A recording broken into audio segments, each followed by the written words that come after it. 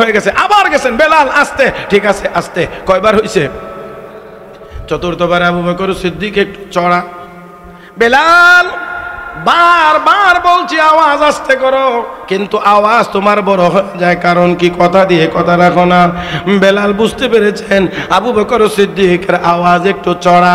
ডাক দিয়ে নবীর সাহাবী গো, আমি আপনার সাথে কথা বলি আস্তে, জিকির করব কথা মোতাবেক আমি শুরুটাও করি আস্তে, কিন্তু যখন আমি আমার আল্লাহর নামের জিকির আরম্ভ করে দেই তখন আমি আমার আল্লাহর নামের স্বাদ আর মজা আমার কলবে পাইতে থাকি। সবাই একটু তাকায়, আমার দিকে তাকায়, একটু আওয়াজ করে বলেন, আল্লাহর নামের ভিতরে স্বাদ আর মজা নাই না আছে? আরো জোরে কোন নাই না আছে? এরা মুসলমান, আল্লাহ রাব্বুল আলামিনের নামের ভিতরে এত স্বাদ আর এত মজা যেটা কোনোদিন কমে না, শেষ তো হয় না, কমেও। যার কারণে ১৫০০ বছর যাবত কোরআনের তিলাওয়াত হয়, কোরআনের তিলাওয়াতের মজা কমে, সূরা ফাতিহার তিলাওয়াতের স্বাদ আর মজা কমে, কমে না আরো বাড়ে। যত তিলাওয়াত হয় তত মজা। ও মুসলমান, লাইলি মজনুর কথা জানেন? মজনু আঙ্গুল ঘুরায় মাটির মধ্যে কি জানি লিখে। লোকের মজনু রে আঙ্গুল রে কলম বানায়া, মাটি রে কাগজ বানায়া কি লিখিস? মজনু কয় গুফতে মশকে নামে লাইলা মি কুনাম খাতির হে খুদরা তাসল্লিমি দেহাম। আমি আমার লাইলির নাম লিখি, মনে সান্ত্বনা পায়। ও মুসলমান, আওয়াজ করে বলেন, লাইলির নামের চাইতে আমার আল্লাহর নামের মজা কম? লাইলির নামের চাইতে আমার আল্লাহর নামের মজা যদি বেশি হয় তাহলে আল্লাহর নামের জিকির করলে মুমিনের কলবে স্বাদ আসবে না আসবে না? মহব্বতের আওয়াজে বলবেন, আল্লাহর নামের জিকির করলে বেমজা না মজা? মহব্বতে আওয়াজ করে বলি, লা ইলাহা ইল্লাল্লাহ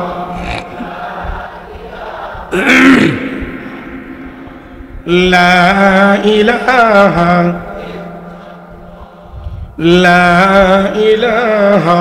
ইল্লাল্লাহ লা ইলাহা ইল্লাল্লাহ লা ইলাহা ইল্লাল্লাহ।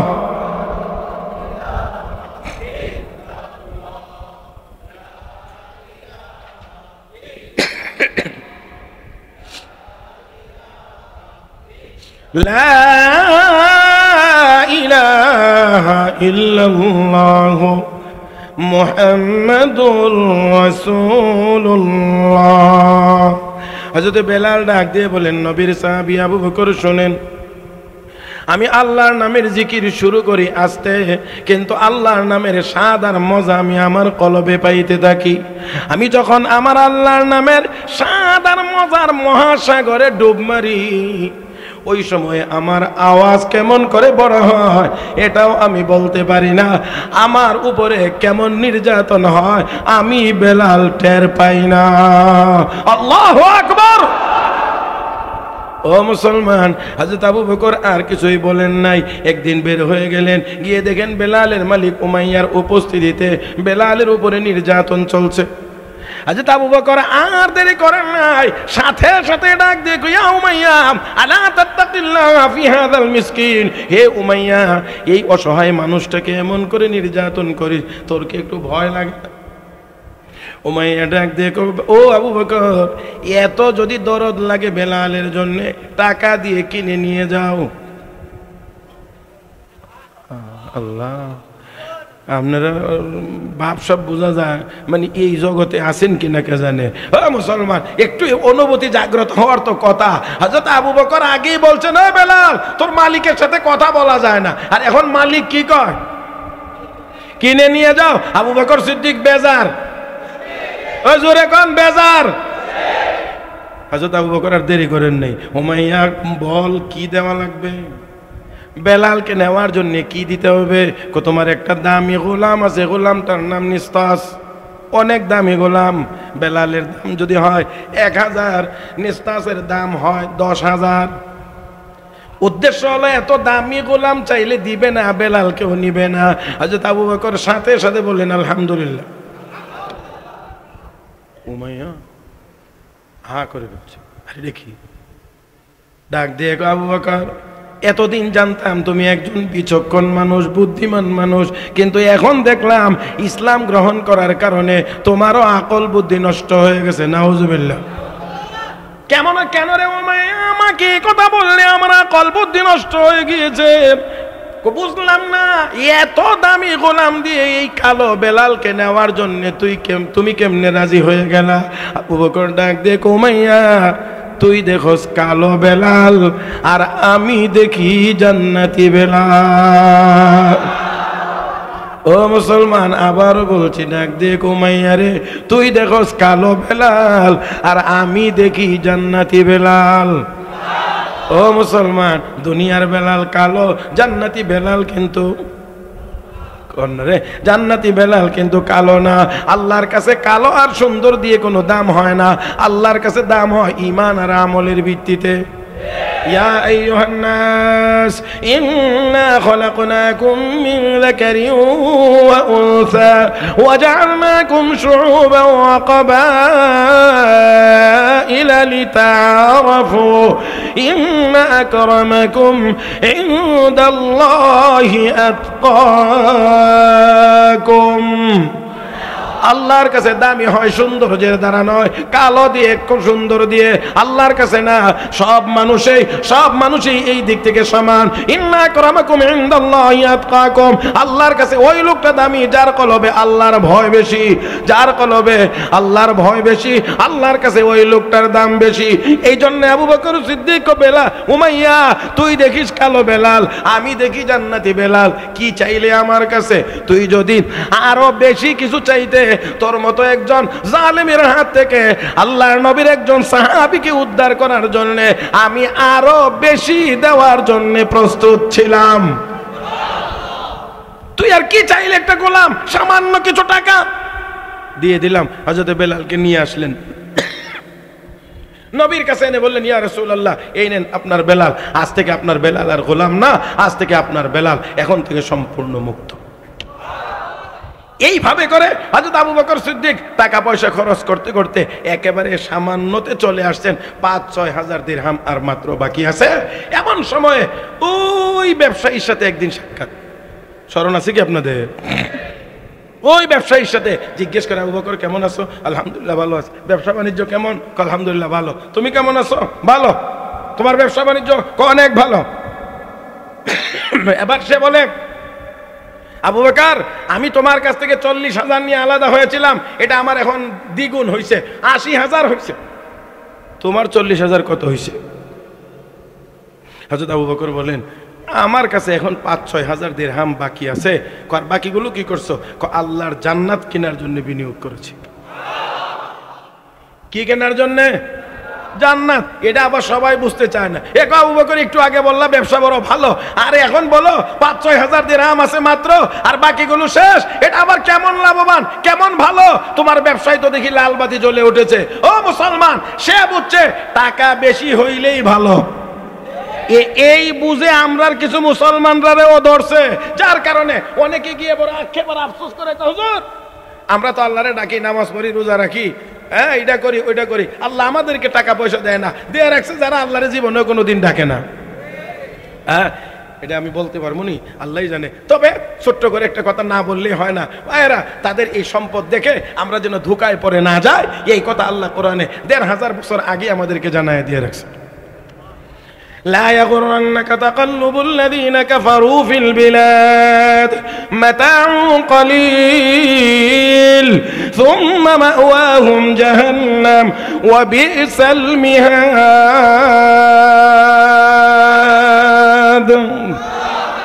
নবী গো, তাদের বাড়ি গাড়ি দালান কোঠা দেখে, তাদের চলন বলন দেখে, বিলাসিতা দেখে আপনি আপনার উম্মত যেন ধোঁকায় পড়ে না যান। সামান্য সম্পদ, মাতাউন কালিল, সামান্য সম্পদ তাদেরকে দিয়েছি। সুম্মা মাওয়াহুম জাহান্নাম, অতঃপর তাদের ঠিকানা। আমরা কি কেউ জাহান্নামে যাইতে চাই?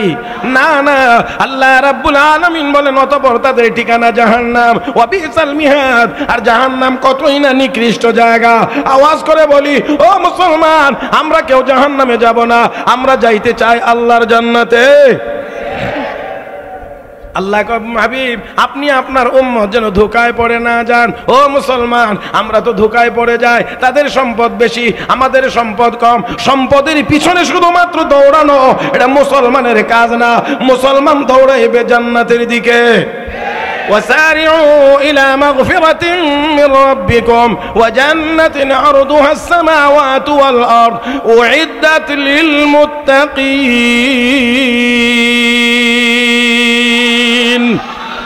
আল্লাহ বলেন জান্নাতের দিকে দৌড়াও। দৌড় দিতে রাজি আছেন? ইনশাআল্লাহ আসতে গেছে।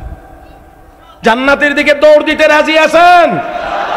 জান্নাত কোন দিকে দৌড় দিবেন? কোন দিকে? ও মুসলমান, জান্নাতের দিকে যদি দৌড়াইতে হয় দৌড় দেন মসজিদের দিকে।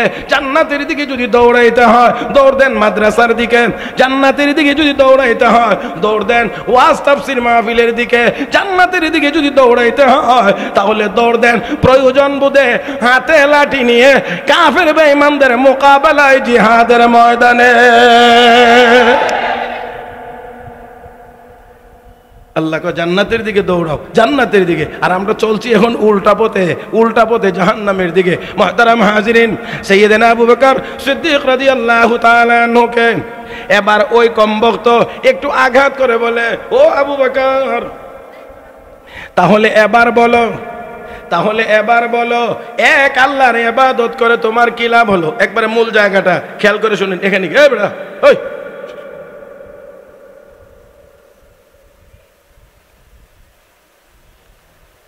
আবু বকর, এক আল্লাহর ইবাদত করে কি লাভ হইল তোমার? তুমি তো ক্ষতিগ্রস্ত হয়ে গেলা। 40,000 নিয়ে আলাদা হয়েছিলা, এখন 5,000-এ নেমে এসেছে। তার চাইতে তো আমার মূর্তি পূজাই ভালো। 40,000 80,000 হয়েছে। আবু বকর মূর্তি পূজা করে আমি লাভবান, এক আল্লাহর গোলামি করে তুমি ক্ষতিগ্রস্ত। এত আসতে বললেন? আবু বকর মূর্তি পূজা করে আমি লাভবান, আর তুমি এক আল্লাহর ইবাদত করে ক্ষতিগ্রস্ত। যেমনি মাত্র করে ওই লোকটা বলেছে আমি লাভবান, আবু বকর ক্ষতিগ্রস্ত, রব্বে কারীম তখনই তার জবাব দিয়ে কিয়ামত পর্যন্ত এই সমস্ত কথা যারা বলবে তাদের কথার জবাব দিয়ে কে লাভবান কে ক্ষতিগ্রস্ত চিরস্থায়ী সমাধান দিয়ে হযরত আবু বকর সিদ্দিকের পক্ষে মহান আল্লাহ কোরআনে সূরাতুল আসর নাজিল করেছেন। আল্লাহ রাব্বুল আলামিন এই সূরা নাজিল করে তাদের জবাব দিয়েছেন। এই জন্য মনে রাখতে হবে, সম্পদ বেশি হওয়ার অর্থই ভালো মানুষ হওয়া না। হ্যাঁ মুহতারাম হাজিরিন, সম্পদ বেশি হওয়ার অর্থই সফল হওয়া না। মনে রাখতে হবে এই সম্পদে তাদেরকে জাহান্নামের দিকেও নিয়ে যাইতে পারে। হযরত আবু বকরের সপক্ষে আল্লাহ তাদের এই কথাগুলোর জবাব দিয়ে সূরা নাজিল করেছেন। নাজিল করে শুরুতেই আল্লাহ বলেন ওয়াল আসর, আসরের শপথ, আসরের কসম করে যেই কথা বলা হয় এটা দুর্বল না সবল? আল্লাহর সব কথাই সবল, আল্লাহর কোনো কথা দুর্বল নেই। কিন্তু দুনিয়ার মানুষের আদত অনুযায়ী আল্লাহ বুঝাইতে চান, আল্লাহ কসম করে বলেছেন আসরের কসম। এই কথাটা একটু আমাদের খেয়াল করে বুঝতে হবে। আসর মানে কি? আল্লাহ কোন জিনিসের কসম করেছেন, কি ইঙ্গিত তার ভিতরে রয়েছে? মুহতারাম হাজিরিন, আমি বেশি বলবো না, একেবারে সামান্য। 1 নাম্বার, আসর মানে হলো সময়। এখানে একটি কথা মনে রাখতে হবে, তা হলো আল্লাহ যেই জিনিসের কসম করেন সেই জিনিস দামি, কসম করে যা বলেন সেটা আরো দামি। তাহলে আসেন আল্লাহ কিসের কসম করলেন? 1 নাম্বার, আসর মানে হলো সময়। আসর মানে সময়, ইংরেজিতে টাইম, সময়, আর আরবিতে আসর। তার মানে আল্লাহ সময়ের কসম করেছেন। আমি আপনি বুঝি আর না বুঝি, তবে উত্তরটা সঠিক দিবেন, সেটা হলো সময় কম দামি না বেশি দামি? আমরা বুঝি না, এই জন্য দামি জিনিস কম দামি কাজে ব্যবহার করি। মুসলমান খেয়াল করেন, বাগদাদের ওয়ালি হযরত সাররি সাখতি রহমাতুল্লাহি আলাইহি উনি আরেক বুজুর্গের সাথে সাক্ষাতের জন্য গেছেন। বুজুর্গকে গিয়ে দেখেন আটা পানি দিয়ে গুলে এমনি খান, রুটিও বানান না। জিজ্ঞেস করলেন হযরত, রুটি যে বানান না এমনি খান, কারণটা কি? রুটি বানাইতে গেলে সময় লাগে বেশি, রুটি না বানাইলে যে সময়টা বাঁচাইতে পারি এই সময়ের ভিতরে আমি 70 বার করে সুবহানাল্লাহ পড়তে পারি। সময়কে তারা কতটুকু মূল্যায়ন করেছে। মুহতারাম হাজরিন, সময়ের মূল্যায়ন এটা আলাদা আরেকটা বিষয়, সেই দিকে আর নয়, সবে এতটুকু মাত্র মনে রাখতে হবে আল্লাহ রাব্বুল আলামিন সময়ের কসম করেছেন। সময় দামি জিনিস, এক। দুই নাম্বার হলো সময় মানে এখানে আসর বলে আল্লাহ আসরের নামাজের সময়ের কসম করেছেন। আসরের নামাজ বলে একটি নামাজ আছে না নাই? কোন সময়? দিনের শুরুতে, দিনের শেষে আসরের নামাজ। এই আসরের নামাজের সময়টাও গুরুত্বপূর্ণ। কোরআনে আল্লাহ ঘোষণা করেছেন হাফিজু আলাস সালাওয়াত ওয়াস সালাতিল উসতা, সব নামাজকে যত্ন করো এবং মধ্যবর্তী নামাজ। মুফাসসিরিন কিরাম লেখেন এই মধ্যবর্তী নামাজটা হলো আসরের নামাজ। ইমাম বগবী আরেকটু ব্যাখ্যা করে বলেছেন আসরের আগে ফজর এবং জোহর দিনের বেলার 2 ওয়াক্ত নামাজ, আসরের পরে মাগরিব এবং এশা রাতের বেলার 2 ওয়াক্তের নামাজ। এই হিসাবে আসর হলো মধ্যবর্তী নামাজ। তাহলে এই নামাজের আলাদা করে আল্লাহ বলেছেন ওয়াস সালাতিল উসতা, মধ্যবর্তী নামাজ। আসরের নামাজের বেশি যত্ন করো। কেন? এটারও কারণ আছে। হাদিস শরীফে আছে একজন মানুষকে যখন কবরে দাফন করা হয়, দাফন করে আত্মীয় স্বজন যখন একটু দূরে চলে আসে, যেই সময়েই দাফন করা হোক, জীবিত হওয়ার পরে পুনরায় কবরে যখন লোকটাকে জীবিত করা হয়, তখন ওই লোকটা জীবিত হয়ে দেখতে পায় আসরের নামাজের সময়টা যেন শেষ হয়ে যাচ্ছে। যেই টাইমেই দাফন করেন সে কবরে দেখবে কোন সময়। তখন আল্লাহর বান্দা বান্দি, এমন কিছু বান্দা বান্দি হবে তারা বলবেন তোমরা কারা? আগে আমাকে একটু পানি দাও, ওযু করব, নামাজ পড়ব। এত আসতে বললেন? তোমরা কারা? আগে আমাকে একটু পানি দাও, আমি ওযু করব, নামাজ পড়ব। এমনি যুবকের মতো সুন্দর সুদর্শন কে জানি কবরে এসে ডাক দিয়ে বলবে আল্লাহর বান্দি গো, এটা নামাজের জায়গা না, এটা নামাজ পড়ার জায়গা না, নামাজের ফলাফল ভোগ করার জায়গা। এটা দুনিয়া না, এটা কবর জগৎ। কে তুমি? চিনতে পারলাম না, বুঝতে পারলাম না। তখন সে পরিচয় দিয়ে বলবে আমি হলাম তোমার দুনিয়ার জীবনের তেলাওয়াত করা কোরআন। নামাজ পড়তে হবে না, নামাজের ফলাফল ভোগ করবে কবরে। ও মুসলমান, দুনিয়ার জীবনটা আমাদের কষ্টের, কিন্তু পরকাল কবর জগৎ থেকে নিয়ে মুমিন আরাম করবে। আর একটু জোরে কান। দুনিয়ার জীবনে জাগবে, কবরে গিয়ে ঘুমাইবে। দুনিয়ার জীবনে ক্ষুধার্ত থাকবে, জান্নাতের ভিতরে গিয়ে মুমিন খাইবে। ও মুসলমান, দুনিয়াটা বেশি খাওয়ার জন্য না, বেশি ঘুমানোর জন্যও না। আল্লাহর প্রিয় বান্দা বান্দি যারা, তারা ঘুমায় না, তারা শেষ রাত্রিতে উঠে উঠে আল্লাহর কদমে তারা সেজদায় পড়ে থাকে। ওয়াল্লাযীনা ইয়াবিতুনা লিরাব্বিহিম সুজদান ওয়া কিয়ামা والذين يقولون ربنا اصرف عنا عذاب جهنم إن عذابها كان غراما إنها ساءت مستقرا ومقاما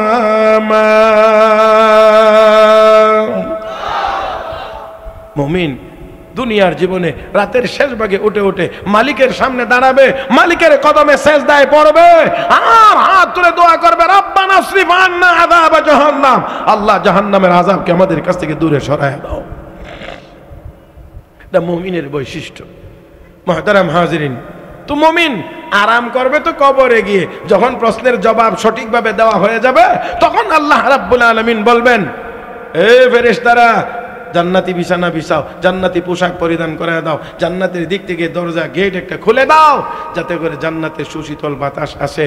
আর তাকে বলা হবে ঘুমাও, নতুন দুলহা আর নতুন দুলহানের মতো ঘুমাও নিশ্চিন্তভাবে। এক ঘুম দিবে ইসরাফিল ফেরেশতা, দ্বিতীয়বার সিংহায় ফু দিবে। সুম্মা নুফিখা ফীহি উখরা ফাইযা হুম কিয়ামুন ইয়ানজুরুন।